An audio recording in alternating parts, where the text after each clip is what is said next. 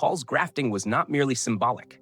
It established a living relationship. The Jewish Christian leadership was supposed to nourish the Gentile churches spiritually because the oracles of God had been entrusted to Israel.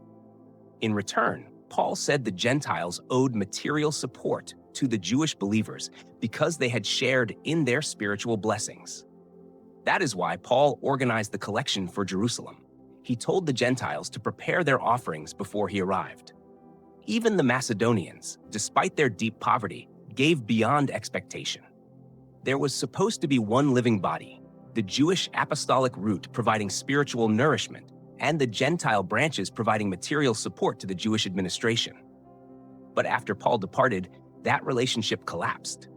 The Gentile churches failed to reconnect themselves to Jewish Christian leadership. They kept their money, institutions, bishops, and resources, but they lost the root that nourished them. A wild branch cannot graft itself into another severed wild branch.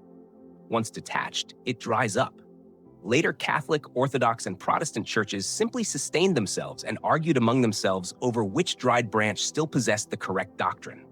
Meanwhile, Jewish Christians were marginalized and contemptuously reduced to the poor ones. Eventually, their communities disappeared from the historical record or were absorbed into surrounding Jewish and Gentile populations. By then, the Gentile Christian world had no living Jewish Christian administration left to reconnect with.